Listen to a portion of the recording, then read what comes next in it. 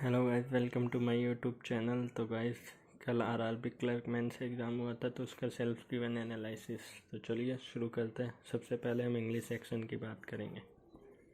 तो English section में तो सबसे पहले इंग्लिश सेक्शन में आया था एक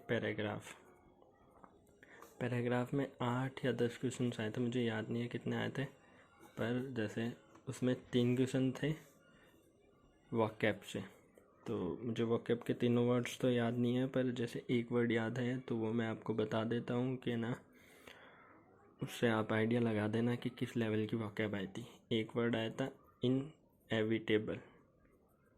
इनएविटेबल का पैराग्राफ के अकॉर्डिंग उसका एंटोनियम पूछा था, और 2 वर्ड थे, उनका सिनोनियम पूछा था। इजी था, तो आप अंदाज़ा लगा सकते हो। तो और गाइस, जो क्वेश्चंस थे ना, उनमें एक क्वेश्चन ऐसा था जो बस हिंट की वर्ड, वो ना हिंट वाला वर्ड मार्क करके क्वेश्चन में आप आराम से ना वो देख सकते हो। पर बाकी जो क्वेश्चंस थे उनके लिए आपको पैराग्राफ पढ़ना पड़ेगा पूरा। ज़्यादा बड़ा पैराग्राफ नहीं था, छोटा था, मीडियम साइज़ का था। ज़्यादा छोटा भी नहीं बोल सकते, मीडियम साइज़ का था। तो फिर हम बात करते हैं फिर आया था पैराजम्बल। पैराजम्बल भी इजी थे, 5 क्वेश्चन थे पैराजम्बल के। छोटे छोटे सेंटेंस थे, ज़्यादा बड़े सेंटेंस नहीं थे, आराम से बन सकते थे। 5 क्वेश्चन आए थे फिलिंग द ब्लैंक्स के, इजी था। और क्या क्या आया था, और 5 क्वेश्चन जो एरर के आने हैं वो आए थे। सेंटेंस दे रखे थे अलग अलग, ए फर्स्ट सेकंड थर्ड, और उनमें से गलत वाला बताना था। ज़्यादा बड़े भी सेंटेंस नहीं थे, छोटे छोटे क्वेश्चन थे जो मैंने एरर वाले मैंने छोड़ दिए थे, देखे भी नहीं मैंने, क्योंकि एरर में मेरे क्वेश्चन नहीं सही होते। और 5 क्वेश्चन दे रखे थे इनएप्रोप्रिएट वर्ड वाले, नहीं होते कि एक सेंटेंस में 4 या 5 वर्ड्स मार्क कर रखे होते हैं, उनमें से एक या तो गलत, जिसकी स्पेलिंग गलत होती है, रॉन्ग होती है, या फिर इनएप्रोप्रिएट होता है ना सेंटेंस के अकॉर्डिंग, तो वो थे। और 5 क्वेश्चन आए थे वर्ड रिप्लेस के ना सेंटेंस में 5 वर्ड हाईलाइट, एक वर्ड हाईलाइट कर रखा था उस, तो अगर वो सेंटेंस के अकॉर्डिंग सही है तो नो करेक्शन रिक्वायर्ड, और अगर गलत है तो ऑप्शन में से कौन सा क्वेश्चन उसकी जगह रिप्लेस कर सकते हैं। तो ये था इंग्लिश का। तो गाइस, मैंने इंग्लिश में टोटल किए 32 मैंने इंग्लिश में किए। तो फिर हम बात करते हैं रीजनिंग की। तो रीजनिंग में जैसे मैं बताता हूँ कि सबसे पहले एक इनपुट आउटपुट आया था। इनपुट आउटपुट है ना, अल्फ़ाबेट बेस्ड था, कीवर्ड्स दे रखे थे, न्यूमेरिकल वाला तो नहीं था जैसे एसबीआई क्लर्क में आया था, वैसा था। हार्ड था, डिफ़िकल्ट था, मुझे तो पैटर्न नहीं समझ में आया, तो मैंने तो 4-5 मिनट वेस्ट करके फिर छोड़ दिया था। फिर हम बात करते हैं कि फिर क्या आया था। फिर पज़ल आई थी। पज़ल बहुत ही ईजी थी। पज़ल एक तो संडे मंडे वाली आई थी कि संडे मंडे वर्ड डेज दे रखे थे और ABCD दे रखा था, और वो क्लासेस लेते हैं, 1-2 वेरिएबल वाली आई थी। और एक पज़ल आई थी 11 पोस्ट वाली, कि 11 लोग थे, उनके अलग अलग पोस्ट दे रखी थी, जैसे CEO, क्लर्क, ऑफिस असिस्टेंट वगैरह, ऐसे 11 पोस्ट दे रखी थी। तो उनकी पोस्ट वाइज की वो कौन सी किसकी पोस्ट है ये करना था। फिर हम सीटिंग अरेंजमेंट की बात करते हैं। सीटिंग अरेंजमेंट में क्या दे रखा था कि एक तो सर्कुलर बेस्ड आई थी, तो उसमें 10 लोग थे, सारे सेंटर की तरफ मुँह करके बैठे थे। बस ये था कि उनको बिठाना था, 10 लोग थे सेंटर की तरफ, इतनी इन्फॉर्मेशन की। और फिर कि A इसके साइड में बैठा है, B उसके साइड में बैठा, ये था, ज़्यादा हार्ड नहीं था। और फिर एक आया था कि 14 लोग थे, 2 स्ट्रेट लाइन थी, उनमें 7-7 लोग बैठे थे इधर उधर नॉर्थ साउथ की तरफ मुँह करके, तो वो उसके सामने बैठा है, वो ये था, इजी था ये भी। फिर हम बात करते हैं फिर ब्लड रिलेशन का सिर्फ एक क्वेश्चन आया था, 5 डायरेक्शन के क्वेश्चन आए थे, इजी थे। और 2 मिसलेनियस क्वेश्चन आए थे।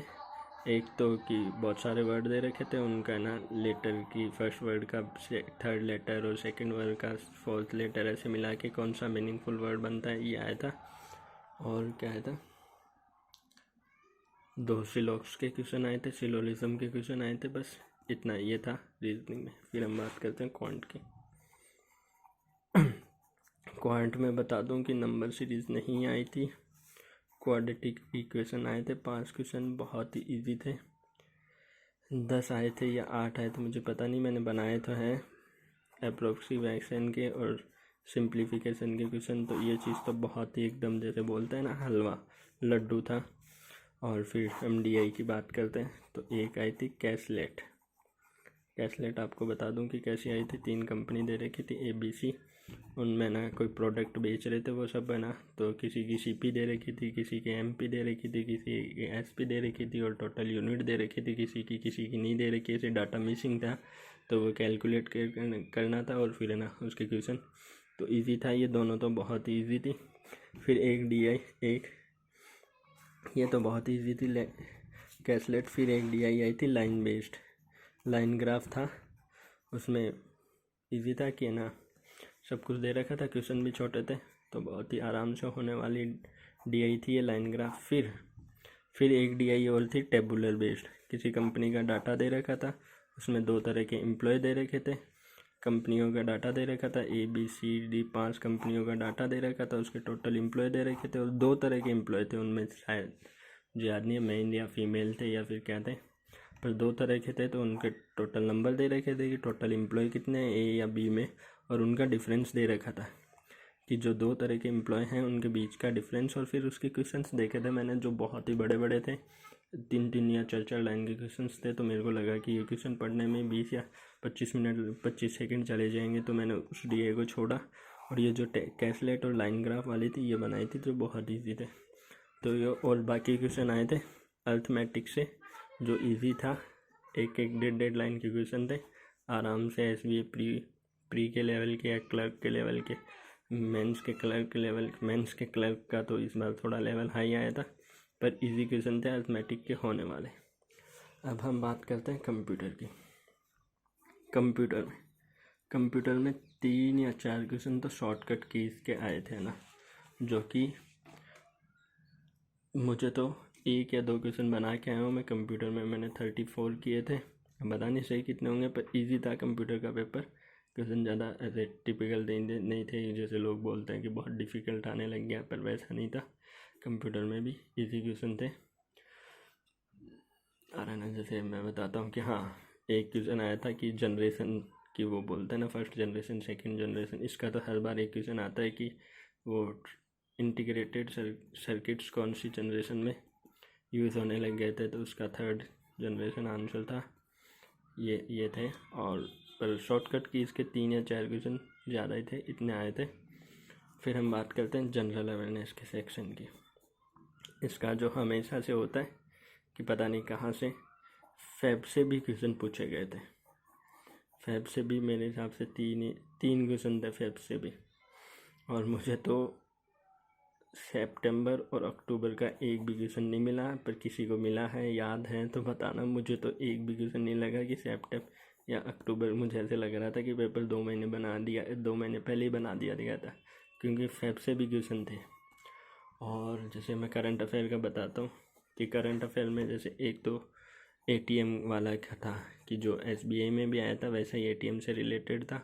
ओलंपिक से रिलेटेड बताता हूँ कि ओलंपिक से रिलेटेड क्या थे, ओलंपिक से रिलेटेड कौन से क्वेश्चन थे। ओलंपिक से जैसे है ना, अभी मिल्खा सिंह की डेथ हुई है, तो उन्होंने ना 1960 में कौन सी जगह जो ओलंपिक हुआ था उसका पूछा गया था, तो उसका आंसर था रोम, इटली में हुआ था। तो इस टाइप के क्वेश्चन आए थे करंट अफेयर में भी। तो मैंने करंट अफेयर में ज़्यादा नहीं किए, 19 क्वेश्चन ही किए हैं। तो इस तरह से मेरे टोटल ओवरऑल अटैम्प्ट 145 हुए हैं। तो देखते हैं इंग्लिश, मैथ और रीजनिंग के मिला के मेरे 62 हुए हैं। इंग्लिश में मैंने 32 किए हैं। ऐसे करके मेरे 145 हुए थे, है ना। तो देखते हैं अब और क्या होता है। Thank you, bye bye.